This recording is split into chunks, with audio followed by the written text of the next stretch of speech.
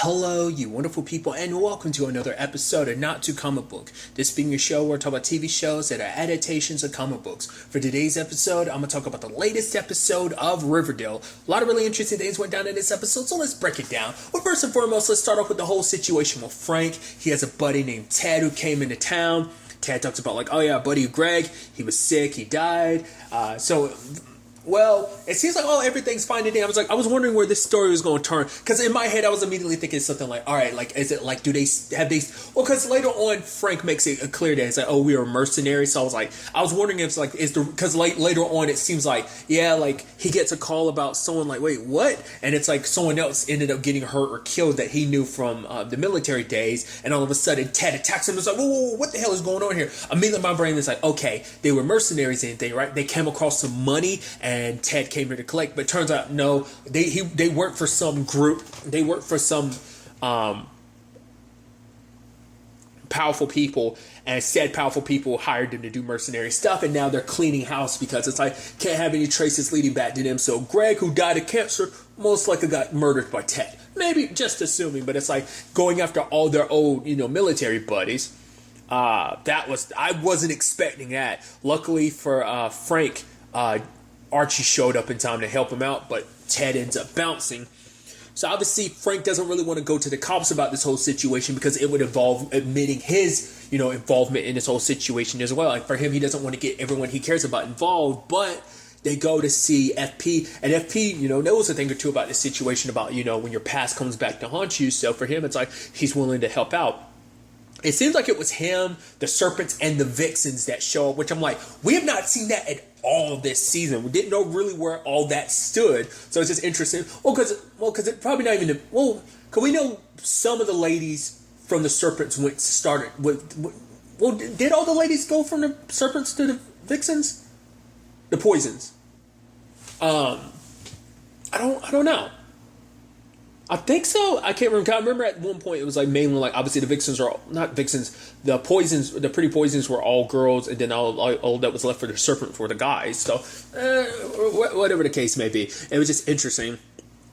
And they locked him up. And I don't know why I said that like that. They locked him up. I don't know why I said it so weird. But I even like that line. It's like, oh, what about Frank? And then you have FP like, Frank? I don't know who that is. So, but sneaky bastard Ted ends up breaking out, and that was a gnarly fight he has with Archie. It's like tossing him through to I was like, holy crap, that's like the most like hardcore fight I think that's like. There's been some pretty hardcore fights in the show. That was the most hardcore. Tossing Archie around like that, messing him up pretty bad. It's like, oh, this was going to end ugly. But at the same time, I was like, now the fact of the matter is Ted went after the wrong person. Archie got those moves, but still wasn't enough. I mean, because it's like, yeah, you're a good fighter, but he's literally a trained killer, so that's a big difference. But Archie ends up stabbing him with like a pipe from the sink. And Kevin comes in, I'm like, Kevin, you literally picked the worst time to step in this bathroom. And Archie kind of knocks him down. And they run out. And I love Kevin. It's like, what is up with this damn school? It's like, yeah, Riverdale is a really, really effed up place. He comes charging after Archie anyway, and it looked like there was no stopping him until luckily Frank showed up in time. So that all, thankfully that all worked out like that. So luckily the feds were able to show up and arrest him. And obviously Archie's telling Frank to like, hey, mom's a lawyer, and obviously like you stick around, you help the feds and everything, mom can help you out, they can cut you a deal and stuff like that. Which Frank was like, like the fact of the matter is I'll stay. Especially because hearing that, it made Archie, because he's looking at Archie, especially the way Archie's telling him to stay and everything, much like Fred. But obviously, Archie wasn't too surprised when his uncle had left. Because for him, he's like, I kind of had a feeling. It's like, because, Archie's kind of like his dad. Like, it's very reflective because, as his mom even said, when the going kind of gets tough, Frank kind of leaves. To be fair, it's like, for him, the argument could be like, well, more people could get sent anyway, so it's better for him to be on his own. But also at the same time, it's like, sadly leaving your nephew to clean up your mess, it's much like you left your brother to clean up your messes. So, and it's sad considering the fact that Archie got so close to you, because being close to Frank made him feel like, almost like, it felt like having his dad around again, at least a reminder of his dad. So it's extra shitty for you to leave like that. But FP does ask him, like, what does this mean for Archie going forward? And for Archie, his dad was a simple man. He lived like a simple life. The fact that some days he won, some days he lost. But even then, it was more like a draw. And my dad was an honorable man, and that's all I can really strive to be. It's like him in that regard. So, and like I said, obviously over the course of the series, like, we've seen Archie struggle with just who he is and kind of his identity and who he wants to be, And I think these are even more steps towards being the man that he wants to be, the man that, he wants to be a lot like his dad, So that's what I'm thinking. So I'm curious to kind of see what that means. Also, in the grand scheme of things, of what that means for Archie. I'm sure for Archie, it's like keeping the center open and everything and helping as many people as he can. It's even something, I'm going to skip around to it, but it was even something even Veronica had said. It's like she doesn't think Riverdale would survive without Archie, because Archie kind of plays that role like his father. I think maybe even more pivotal. I don't know why I said that weird. Even a more pivotal role in Riverdale. He's kind of linchpin that kind of keeps everything together to a certain extent, So I'm curious to see that role kind of expand more for Archie. And I'm also curious to see, is this the last we've seen of his Uncle Frank? Probably not. We'll see. Because Frank's past might still come after to haunt them. But like I said, Frank's on his own. So then mostly come after Frank. Hopefully it's not a situation that he ends up learning about his Uncle Frank dying. Not unless it ends up being a thing where Frank faked his death type of situation. We'll see on that front. But so there's that angle. Then there's the whole situation with Nick Sinclair popping up again. Interestingly enough, popping up at Cheryl's place, Cheryl and Veronica's place. And obviously Tony doesn't, because I'm assuming it must mean that it's someone that, because she didn't recognize, because she says the name Nick Sinclair, but it didn't mean anything to Tony until Cheryl told her. It's like, well, I mean, I think it's one of those things of like, because Cheryl is a very strong person that she is, and she even says that she thought she got over it, which is like, you don't get over something like not so easily, but because she, it was something very traumatic that happened, and because Tony had no idea. So luckily she brings in Fang and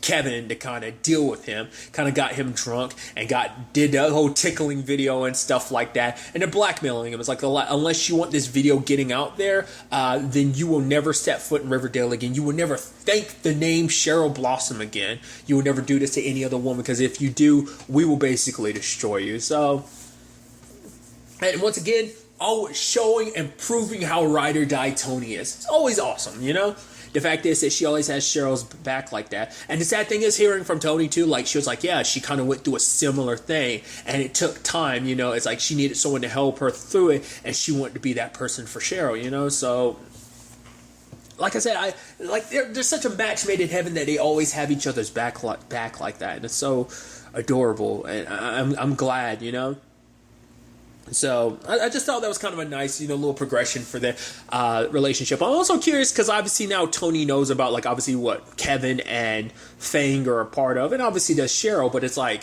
well, because Tony had got a glimpse at the amount of money Fang had gotten. It's like, well, are you selling again? But he's like, nah, something not really necessarily illegal. I'm still thinking, like, man, that's going to turn into something. I don't know what. But that's going to turn nasty at some point in time. It seems like it. Like I said, maybe I'm just jumping the gun, but it just feels like that's going to turn into something deeper and darker. Maybe not. We'll have to wait and see. But I'm waiting to see what that storyline ends up becoming. Another angle to this episode was everything with Veronica, who's in New York, which I even thought was interesting because, I'm going to New York to kind of check out this whole school, go for an interview and stuff like that. Oh, mom and dad are going too. She's like, all right, just because you're going doesn't mean you own New York. Lo and behold, who does she run into? Katie King, which obviously kind of, I guess you almost make this a somewhat, well, another fraction of a backdoor pilot, because obviously Josie leaving ended up making that kind of like that. It's like, and that's her heading off to the spinoff. But it's nice to see her and Katie Keene kind of spend time together. It obviously sets up some interesting things for her series, because obviously it turns out like her mom is sick and they caught it too late, so they don't know where things are going to kind of lie on that, but it's kind of like, taking things in strides and stuff like that. And I was like, oh, that's sad. And already kind of setting her story to be in a very, sad situation. Also, because obviously her and, Veronica go back, they're good friends and everything. And so I thought that was interesting because what that story also means for Veronica in particular, because Veronica learns that her dad is sick from Hermione. But I'm like, part of me's like, but it's your mom, it's your dad, kind of notorious liars. Granted, this might be serious. I mean, because it would also explain why Hiram's had the change of heart that he's had, because he is trying to go legit because he doesn't have that much time left, and obviously he doesn't want to jeopardize the time he has with Veronica. But then again, you're like, well, you look at everything he's done, squashing her business at every front. Come in, you go, I don't know, man. I think he's lying. I think he's lying through his teeth. I think he's pulling a Dean. When I say Dean, I mean a Dean from Good Girls, because I've still got like 3 episodes to go. I still need to circle back to that. But if you haven't seen Good Girls, you know what I'm talking about. If you've seen Good Girls, you know what I'm talking about. If you haven't, you know what I'm talking about, watch Good Girls. It's actually a really good show. You can find seasons 1 and 2 on Netflix. Don't mean to kind of go on a tangent like that, but it's like that's the most recent example of like that's because literally from now on it's like that's called pulling a Dean. Is Dean the first one to do something like that? No, but it's the freshest example I can make that's, reference I have in my head of that. So I'm like, I think Hiram's pulling a Dean. I don't know, because this could be his way, because Hiram is very like proud. And so, like, I mean, it could be a thing of, like, because he's so prideful, he'd never want her to know. Because, obviously, he wouldn't want anyone to know that he's weak. So, there's that angle. So, it could be that's why, well, he doesn't want her to worry or anyone to worry. So, it could be that. Or it could be the situation of, I'd rather not get on bended knee to my daughter, asking her to spend more time with me because I have such a limited amount of time. It could be a pride thing of, like, no. So, it could be that. Or it could just be, like, I'm not going to go to her for forgiveness. I want her to kind of come to me. And it's like, yeah, this way I kind of win. That I'm not sick, but I get to manipulate her. And like, I'm getting everything I want. That's what I'm thinking. Because even Veronica's like, oh yeah, like I'm getting into college. You guys are going to move me in and everything. It's like, oh, we get to move you in. So it's like, oh, it's all happy family celebration. She's even going by the name Lodge again. So I'm like, I don't know, man. Like I said, I'm happy to be proven wrong, which is weird to say considering if he is that sick. But the fact of the matter is, I'm like, I don't know, man. Once again, you can't trust Hiram. Sadly, you can't trust Hermione either. That's a whole complicated thing. So we'll see whether anything becomes of that or not in that regard. But there's that. Then there's the other side of things with both the Jughead thing. I thought it was kind of interesting where it's like, all right, who are you gonna have backing you? And he chose Donna. I'm like, that's not much of a pick, dude. I wouldn't trust Donna. I mean, legitimately, anyone in that class, that his literary class, like, I wouldn't trust anyone. I would not trust anyone in that group. Especially wouldn't trust Donna. We kind of already got an inkling that Donna was a little manipulative. But it's like, well, the fencing thing, well, Jughead ends up losing. Jughead ends up winning the second match, which is a slug out. And I love Brett gets a good punch on him. It's like, okay, all right. He's like, not bad. Jughead lays his ass out with one punch. I'm like, yo. I mean, to be fair, we already know, that's probably also because Archie didn't go full force. It's just interesting. Like, Archie punched you to the point he made your mouth bleed, and you definitely got caught. You were caught off guard, but I think Archie wasn't going full force. Makes you wonder what that would have looked like. But like, Joe can be like, oh, look at you, glass jaw and everything. It's like that was over. I thought like a boom, boom, boom, boom, real fight, but it's like, nah, Jughead laid his ass out. So that was really interesting. At the same time. I think this episode also presented an interesting thing with the whole Betty and her mom. They've never really worked together like that. I mean, obviously they have a common enemy of taking down Brett because, well, she's suspended for a week. She's kind of taken off the editors of the Blue and Gold, at the head editor or chief editor of the Blue and Gold. She also can't go to prom now, just kind of, and obviously he won't listen to Alice. But it's like, all right, we're going to look into Brett. Because obviously, like, they put the whole Mr. Chippings thing on hold. But it's like, stuff at Stonewall Prep didn't make sense. They actually go to Mr. Chippings' wife. It's like, yeah, he had issues drinking and stuff like that. But he never had an affair. Like, the fact is, obviously, writing the Baxter books were important to him. But then, like, something happened. Something shifted and made it so that he actually kind of started regretting it. And obviously, that was the thing. It's like, why kill yourself now? Like, if it was about all that. Because, like, you were literally passing the torch to the next Baxter book. So what caused all this? And obviously, Betty ends up talking to Moose, which I'm glad we got back to that, because they were bringing up the fact that he had like an army recruit, like Chipping had that amongst his stuff. I'm like, why does that matter? I didn't get it. And it's like, right, Moose, because we had never found out what happened to Moose. We just made it seem like, oh, he went to military school. I'm like, is that real? Did that really happen? And it's like, oh no, because it turns out Mr. Chipping actually did that. It's like, that's interesting. It was like, so what was he trying to get you away from? He got you into Stonewall, but then immediately was like, nah, get out. I'm like, I guess it's something in that time frame between Moose getting accepted to that school and then him, something in that time before Chipping sent him to the military school made him go like something shifted at Stonewall that made him change his mind. What that is, we don't know. But obviously, like, Moose led on about the sex tape and everything, which I completely forgot. I was like, right, I forgot they showed us that Betty and Jughead having sex was filmed. And obviously Betty confronts Brett and it's like, did you videotape me and Jug having sex? And Alice is like, Betty, she's like, calm down, Mom. This ain't the time. It's like, right. I mean, she had inklings of Jughead and Betty, but it's like, this is literally solidifying that they've been doing their thing. So it's like, that's one thing.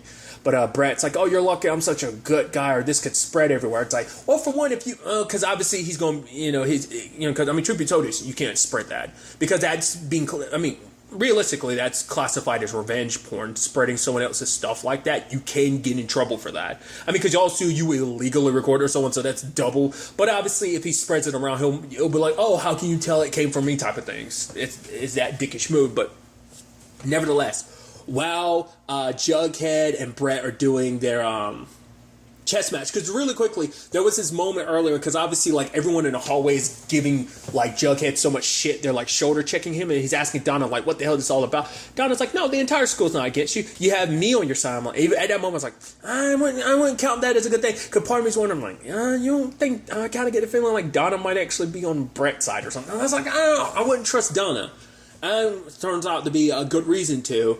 But obviously Jughead and Brett go through the, I even love it because like Brett's like, oh, like I'll make you a wager. Once you lose, I get the rights to the Brett, take over the Baxter Brothers books. And then Jughead's like, the fact of the matter is I'm not going to go by your terms because I'm a man of honor. The fact of the matter is I'm a better writer than you, because let's face it, Brett, and he just, paraphrasing, he's like, you suck.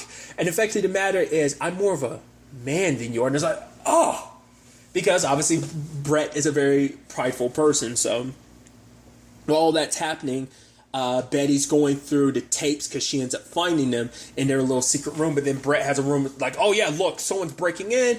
And what I was actually kind of surprised by the match playing out the way it did was Jughead putting himself in a position, and Brett was like, wait, what? That means, it's like, yeah, checkmate, you won. And so, because for Jughead, he remembered, like, I think for him, it's like he accepted the fact is, Stonewall was great and everything at first, and it's like the opportunity it presented itself, what it meant for his family. But now looking at the fact is, him challenging Brett, and the fact of the matter is, the way Donna phrases it, it basically seemed like everyone else is like, Brett was Stonewall bred. Like, the fact is, he is a representation of Stonewall, he's a representation of them, and if he looks weak, what does that mean about them?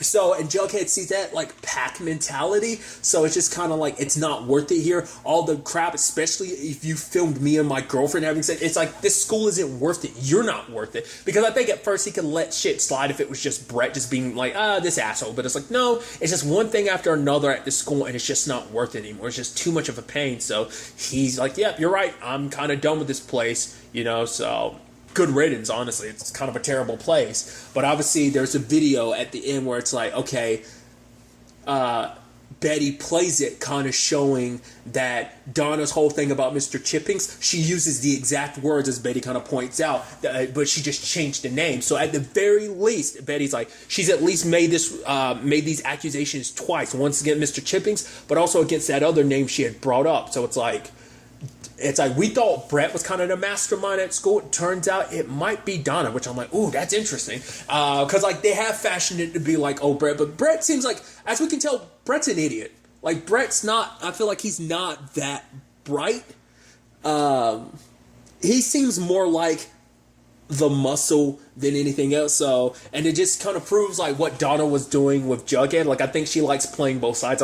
She likes playing her own little game. So I think she was just manipulating Jughead anyway. But Nevertheless, sets up some very interesting things going forward. It kind of changes the perspective of this whole Jughead potentially getting being killed situation. Like what that means. I'm sure that means that Donna's at the top of this large list, because once again, so much all those future scenes are so spread out, you kind of forget everything that went down. I remember bits and pieces, but I don't remember everything that we've seen, just because they're so spread out and because they're obviously out of order, because it's not the full sequence of events. So either way, I'm very interested to see where all this ends up taking us going forward into the next episode. I am curious to see if, there's going to be more Alice and Betty investigations. I think they make a good team. I'm just curious, like I said, because obviously they've never always seen eye to eye, so it would be interesting if they did kind of work together more and more. But, we'll see. But really, that's all I wanted to talk about. Till the next time we meet, be happy, be safe, live life to the fullest, and enjoy it. Good day, and goodbye.